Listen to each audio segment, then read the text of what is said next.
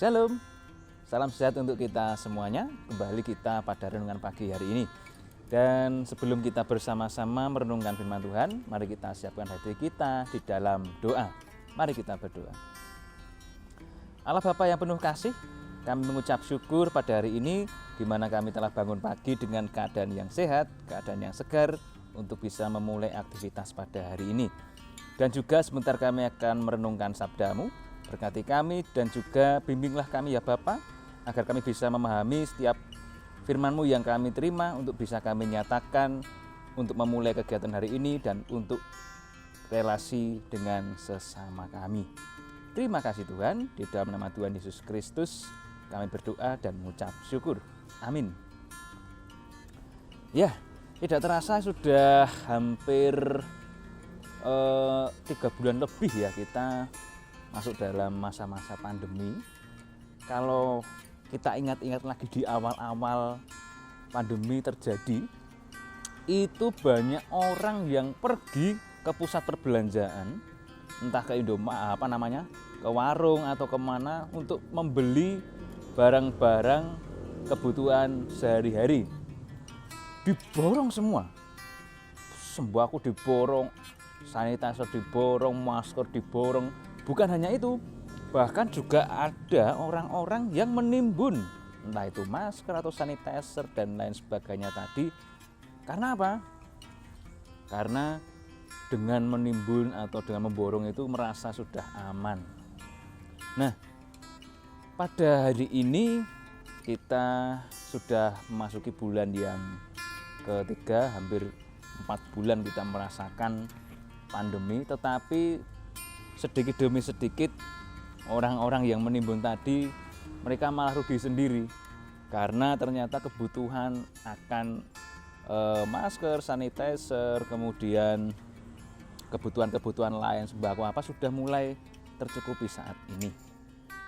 Itulah yang terjadi ketika kita mementingkan apa yang kita inginkan, kita mementingkan diri sendiri dan juga lebih mendewakan kepunyaan kita. Kalau punya banyak, kita bahagia. Namun kita diingatkan hari ini oleh Tuhan pada firman atau Injil yang akan kita baca hari ini di dalam Injil Matius pasal 6 ayat 21 yang demikian bunyinya. Karena di mana hartamu berada, di situ juga hatimu berada. Kita mencari terus pasti di dalam dunia itu, entah itu benda, uang, makanan dan lain sebagainya untuk mencukupi kebutuhan diri kita. Tetapi kita juga harus ingat bahwa ketika kita mencari, kita lupa bahwa ada kata cukup. Cukup artinya apa yang kita cari atau apa yang kita kumpulkan itu sudah sesuai dengan yang kita butuhkan. Artinya sudah cukup. Tetapi kalau kita ingin lebih ya kita cari terus. Kita cari terus bahan-bahan atau barang-barang, uang dan lain sebagainya untuk memenuhi apa yang kita inginkan tadi lebih banyak. Nah, di sini firman Tuhan dikatakan bahwa di mana hartamu berada, di situ juga hatimu berada. Artinya kita memperlakukan kepunyaan kita, mencari sesuatu itu juga memakai hati kita. Jangan semaunya sendiri, tetapi juga harus dengan dasar cukup. Kalau sudah cukup ya sudah, jangan dicari lebih lagi. Takutnya apa? Kita lupa pada diri kita sendiri, kita lupa pada orang-orang di sekitar kita, dan mungkin juga tanggung jawab kita di dalam dunia ini. Cukup berarti ketika kita mencari sesuatu, ketika merasa sudah cukup ya kita istirahat, kita alihkan fokus kita pada hal yang lainnya yang juga penting seperti keluarga, teman-teman kita, pekerjaan kita, dan juga kita perlu waktu untuk berefleksi atas hari-hari yang sudah kita lewati. Mungkin apa yang pernah saya lakukan itu salah atau apa yang mungkin perlu saya perbaiki. Itu penting selain kita juga mencari hal-hal yang terus kita cari, entah itu uang, barang, dan lain sebagainya.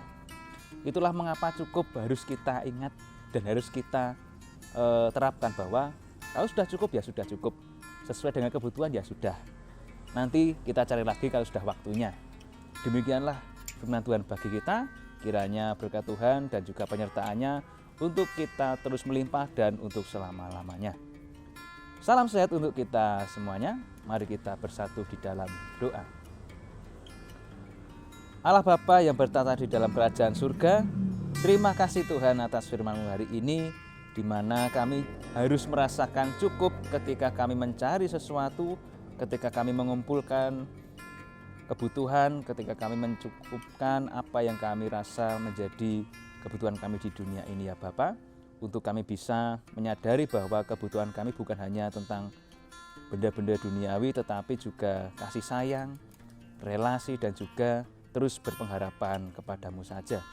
Karena Engkaulah sumber kehidupan kami memohon Engkau selalu menguatkan kami dan juga menyertai kami di dalam setiap langkah, setiap karya dan pelayanan kami. Terima kasih Tuhan, di dalam nama Tuhan Yesus Kristus kami berdoa.